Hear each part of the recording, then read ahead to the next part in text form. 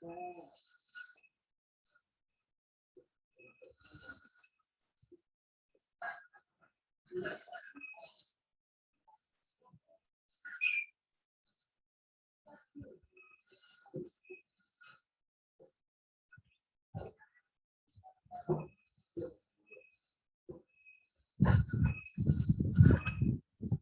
Om Swastiastu. Perkenalkan, nama saya Nila Mariadi dengan NIM 20170111032. Saya dari nomor 6. Di sini saya akan menjelaskan beberapa pertanyaan dari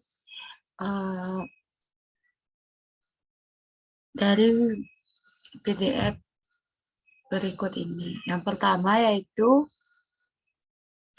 berkaitan dalam membina kehidupan beragama, pendalaman dan penghayatan agama tidak hanya dapat dilakukan dengan mempelajari ajarannya saja atau melaksanakan ibadahnya saja di tempat-tempat suci, namun diperlukan orang-orang suci. Apa yang dimaksud dengan orang suci menurut agama Hindu? Menurut agama Hindu, orang suci terdiri dari kata orang dan suci. Orang berarti manusia, dan suci berarti kemurnian dan kebersihan lahir dan batin. Jadi orang suci ialah manusia yang memiliki kekuatan mata batin dan dapat memancarkan kewibawaan serta peka akan getaran-getaran spiritual, welas asih, dan memiliki kemurnian batin dalam mengamalkan ajaran-ajaran agama. Orang suci adalah orang yang dipandang mampu dan paham tentang agama Hindu. Yang kedua, peraturan dalam agama Hindu menegaskan bahwa yang mempunyai kewenangan untuk mempimpin suatu yajna adalah orang suci. Orang bijaksana yang dalam hidupnya telah melakukan penyucian lahir dan batin. Jelaskan cara penyucian lahir dan batin. Penyucian lahir dan batin itu biasa dilakukan dengan madikse adalah atau upacara penyucian diri baik secara lahir maupun batin. Dari seorang wilake, orang biasa, menjadi orang suci, pendeta atau semingge. Upacara madikse termasuk dalam upacara resi yajna dan atau upacara pengorbanan suci. Upacara madikse sebagai wujud ungkapan rasa syukur kepada para guru atau maharesi yang telah mengajarkan ilmu tentang agama, pengetahuan suci maupun pimpinan upacara. Yang ketiga, orang-orang suci agama Hindu, pandita, pinandita sangat besar perannya dalam kehidupan beragama. Mengapa demikian?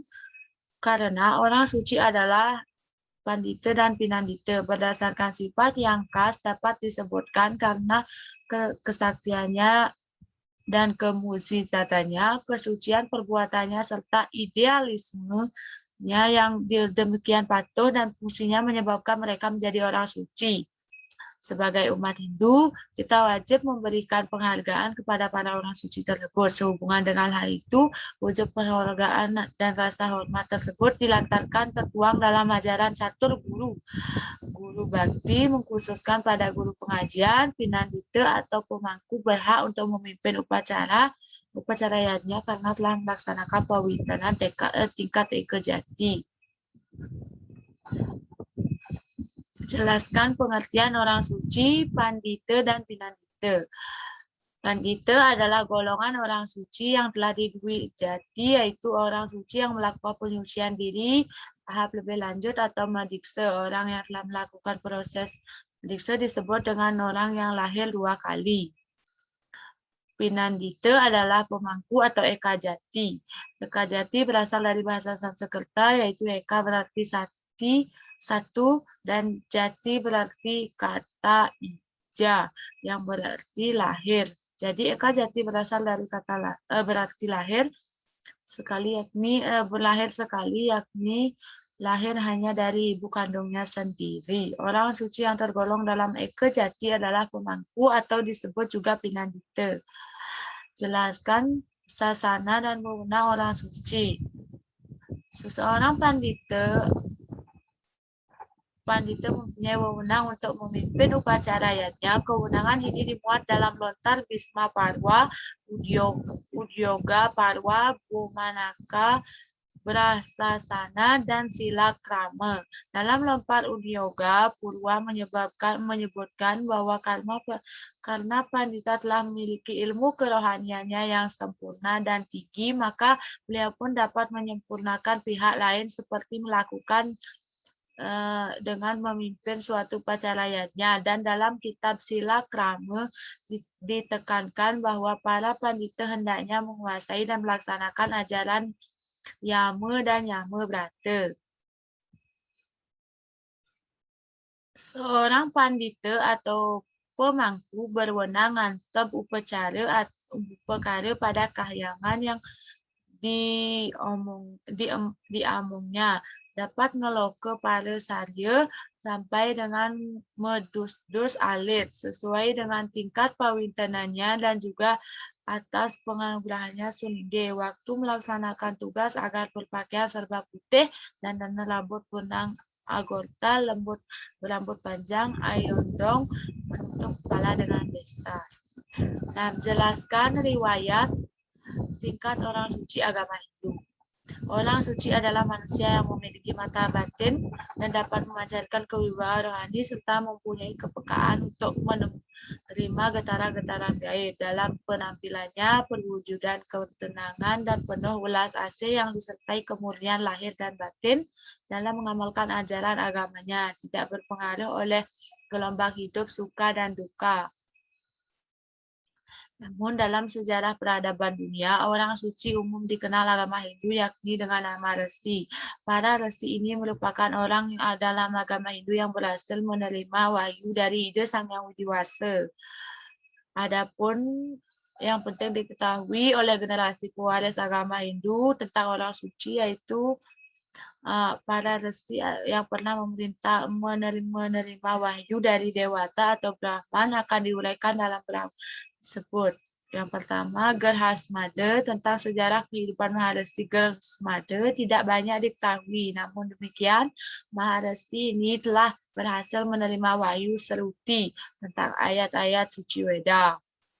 Wiswamitra, Maharesi Wiswamitra adalah Maharesi kedua menerima wahyu ayat-ayat suci yang diterima untuk kemudian dihimpun dalam Rig Weda pada Mandala 3. Nama Maharesi Wiswamitra banyak disebut-sebut dalam sejarah agama Hindu. Wamadewa, dalam cerita disebutkan bahwa Maharesi Wamadewa sejak berada dalam kandungan ibunya telah mencapai penerapan sempurna, yaitu mampu berdialog dengan Dewa Indra dan Aditi. Beliau juga telah menerima wahyu ayat-ayat suci Sruti dan menghimpun Rigveda pada Mandala 4. Dan masih banyak lagi para resi yang menerima wahyu. Jelaskan apa yang dimaksud dengan awatara dalam agama Hindu. Awatara atau avatar berasal dari bahasa Sanskerta yaitu awacar. Dalam agama Hindu adalah inkarnasi dari Tuhan Yang Maha Esa maupun manifestasi Tuhan Yang Maha Esa yang turun ke dunia mengambil suatu bentuk dalam dunia material guna menyelamatkan dunia dan dari kehancuran dan kejahatan, menegakkan dharma dan menyelamatkan orang-orang yang telah melaksanakan dharma atau kebenaran. Jelaskan sloka-sloka yang menjelaskan kemunculan awatara Hindu. Dalam Bhagavad Purana 11.5.32 disebutkan Krishna Varman tersekam Sangogostra Parasdam Yadnya Sankerta Prair Yadnyati Visu Medasa. Pada zaman kali, orang cerdas bersama-sama memuji nama-nama Tuhan untuk menyembah penjelmaan Tuhan Yang Maha Esa yang senantiasa menyanyikan nama Krishna. Walaupun wajah beliau tidak hitam, beliau adalah Krishna sendiri. Beliau diiringi oleh rekan-rekan, hamba-hamba perlengkapan dan teman-temannya yang dekat. Sloka ini adalah merupakan salah satu ramalan yang munculnya penjelmaan Tuhan sebagai seorang bhakta yang senantiasa menggunakan nama suci Tuhan. Dijelaskan pula bahwa beliau adalah Sri Krishna sendiri meskipun beliau muncul dalam warna kulit yang tidak hitam. Sebutkan dasa awatara atau 10 awatara Wisnu dalam agama Hindu. Yang pertama itu ada Matsya awatara, yang kedua ada Kurma awatara, selanjutnya ada Waraha awatara, yang keempat ada Narasingha awatara, ada Wamana awatara, ada Parasurama awatara, ada Rama awatara, ada Krishna awatara, ada Buddha awatara, dan yang terakhir ada Kalki awatara. Jelaskan jenis-jenis awatara. Yang pertama, Matsya awatara. Matsya awatara muncul pada zaman Satya Yuga, tepatnya pada masa pemerintah Raja Satya Brata yang lebih dikenal dengan Waiwasta Manu, putra Waiwasman Dewa Matahari. Kisah tentang Matsya awatara ini dapat disimak dalam Matsya Purana. Suatu saat, Resi Satyabhara sedang mencuci tangan di sungai. Ia melihat seekor ikan yang menghampiri tangannya dan ia tahu bahwa ikan itu minta pertolongan. Sang raja pun membawa ikan itu ke istana, merawatnya di sebuah kolam. Semakin hari, ikan itu semakin besar. Namun kejadian yang sama terus berulang. Melalui suatu upacara diketahui bahwa ikan raksasa itu adalah kelahiran Dewa Wisnu. Ada juga versi yang menyebutkan bahwa ikan tersebut dibawa ke samudera. Ikan itu kemudian menyampaikan bahwa dalam 7 hari banjir bah akan melanda bumi dan memerintahkan sang raja untuk membangun bahtera besar. Ia juga memerintahkan agar raja nantinya harus mengisi bahtera tersebut dengan makhluk hidup yang berpasangan, serta membawa sabda resi. Ikan tersebut juga berpesan agar setelah banjir tiba, bahtera tersebut agar diikat di tanduknya dengan naga basuki sebagai talinya. Untuk lebih jelasnya bisa dibaca pada Matsya Purana. Yang kedua, Kurma Awatara. Kurma Awatara muncul pada zaman Satya Yuga mengambil wujud sebagai kura-kura raksasa bernama Akupa. Pada saat itu, para dewa dan asura raksasa mengadakan sidang di puncak gunung Mahameru untuk mencari cara mendapatkan tirta amerta, yaitu tirta suci yang membuat siapa saja yang meminumnya dapat hidup abadi. Naranaya Wisnu bersabda, kalau kalian menghendaki tirta amerta tersebut, aduklah lautan Kresna, Kresna Segara atau Kriswara, sebab dalam lautan tersebut terdapat tirta amerta. Kerjakanlah. Yang ketiga, Waraha Awatara. Pada zaman Satya Yuga, kebenaran hidup seseorang raksasa yang bernama Hiranyaksa, adik dari Hiranyaksipu. Hiranyaksa hendak menggelamkan bumi ke dalam lautan kosmik. Suatu lembah adalah berantah dalam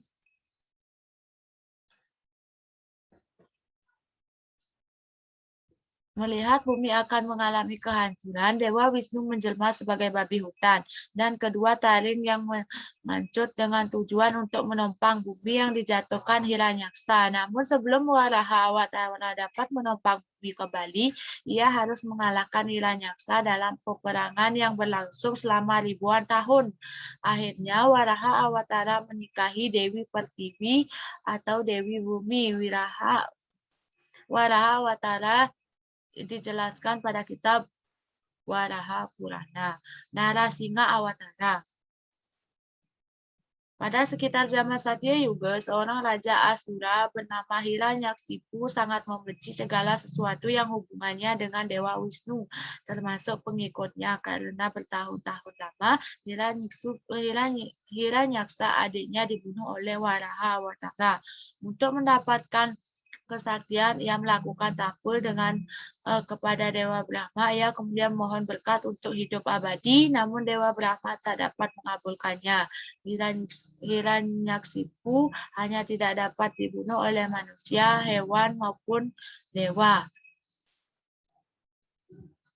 Saat pagi, siang, maupun malam, di luar maupun di dalam rumah, di air, darat, maupun udara, dan tidak dapat dibunuh dengan segala macam senjata. Di rumah Hiranyaksipu, Dewa Indra dan bala tentaranya menyerbu untuk Narada didatang menyelamatkan Lilawati, Hiranyaksipu, dan Palaka.